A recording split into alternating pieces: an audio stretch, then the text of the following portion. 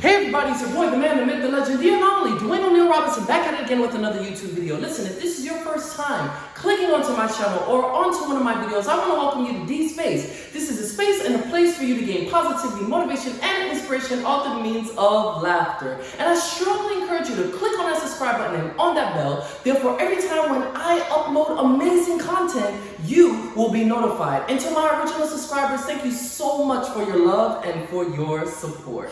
Alright, ladies and gentlemen, today's Black History Month fact, I'm not going to tell you any lie.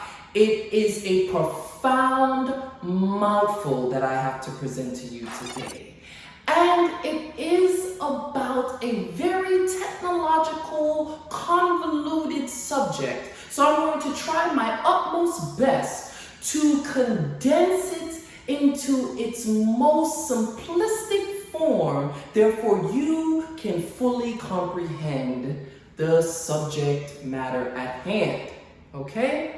So bear with me, let me put on my spectacles real quick because I just want to make sure that I got the facts straight, okay? So, today's Black History Month fact that I will be presenting on is an individual that is a mathematician, all right?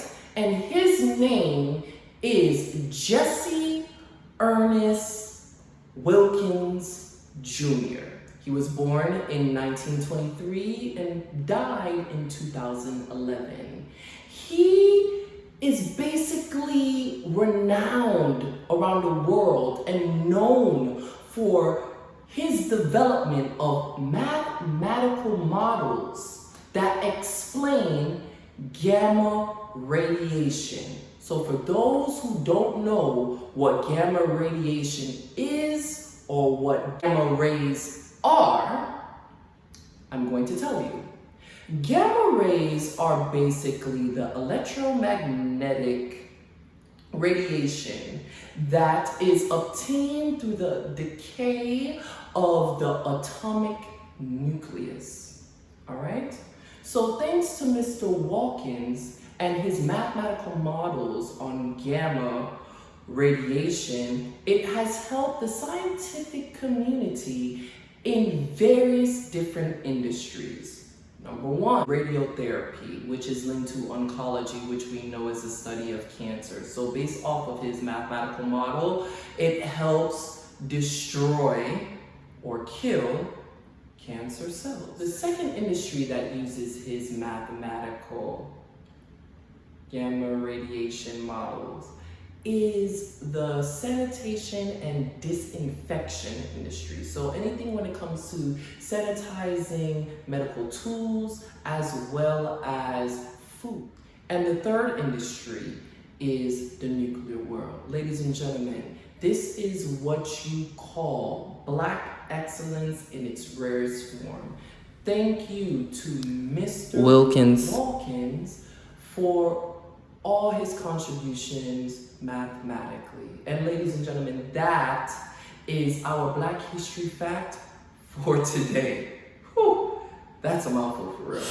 All right, ladies and gentlemen, today's topic that I'm going to be discussing is dealing with disappointment. I know.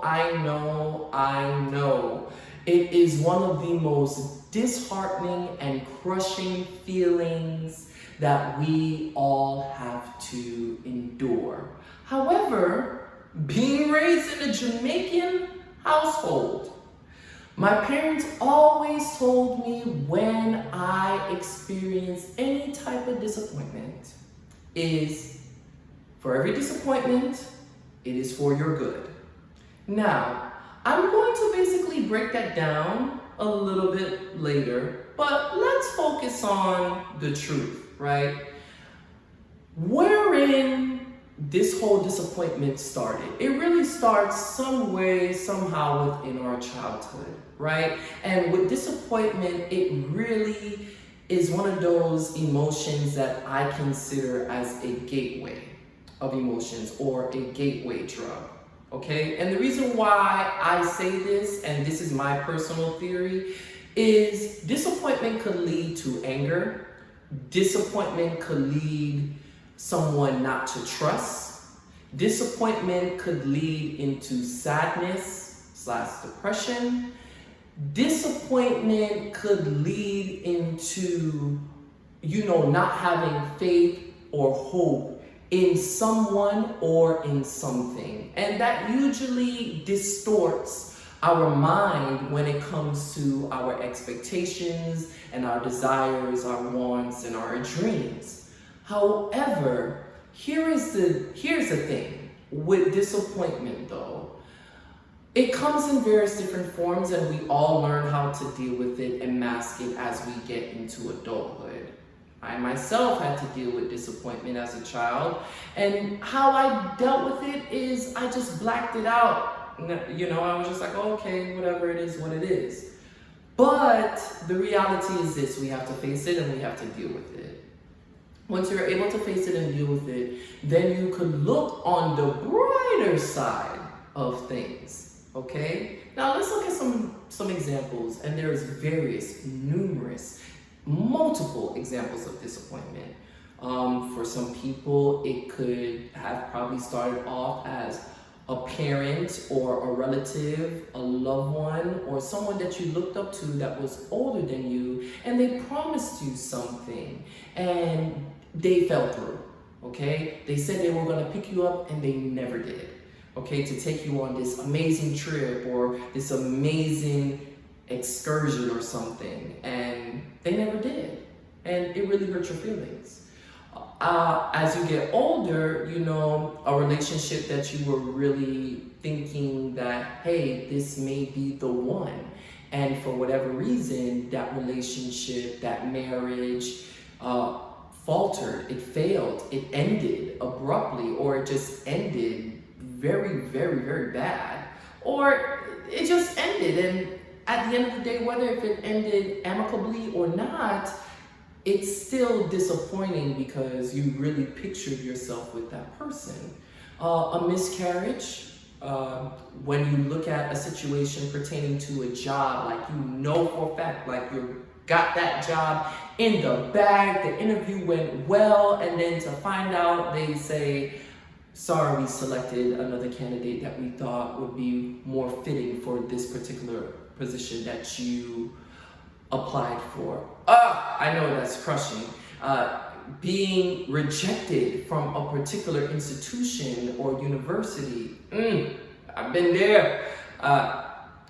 Even simply being denied for a loan of some nature, or being told no so many times, it's just very disheartening, and it could be very, very disappointing. However, what I've learned is, or how to deal with disappointment, is reverse psychology. So I try my utmost best to look at things as the glass half full, then half empty. Giving an example. There was one particular time I really, really, really wanted to go on this particular trip. Okay, I was looking forward to going on the trip. I packed, I cleaned, I had everything ready and set to go. And a hurricane came and totally put everything at a full stop. Like, I wasn't able to go anymore, and it was very disappointing.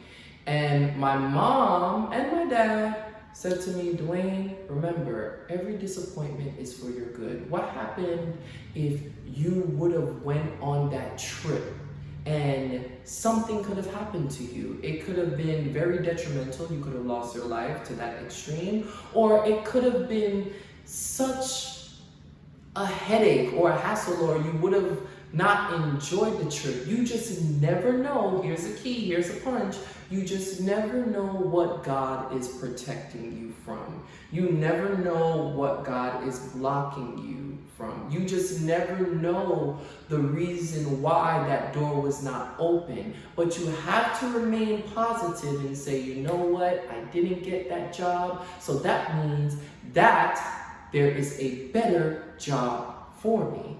or I'm just one step closer to that idea that I have to launch my own business and be my own boss. It could go along to the whole point of, you know what, maybe if I did end up in that relationship and I did marry that individual, I would have ended up divorced. And I'm glad I didn't go out with those friends, because it would have probably cost me some time and money legally, having to be bailed out of jail, and now I have to deal with having a record, with court fees, doing with a lawyer, and the list goes on and on.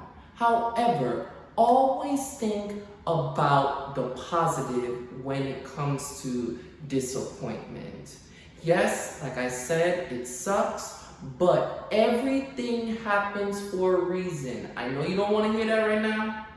I know you don't want to hear that cliche, and you're really, really sick and tired of hearing it, but it is very true. It is very practical. When the chips fall down, when the smoke clears, and when you are looking at a very concrete situation and not an airy, abstract one, the facts are the facts, okay? Once you figure it out, and you may not figure it out, it just may be one of those things that, you know, you have to just feel, and you have to go through it and say, okay, where do I go from here? What do I do now? How do I move forward? And you have to be able to build that resilience and not hold anything or anyone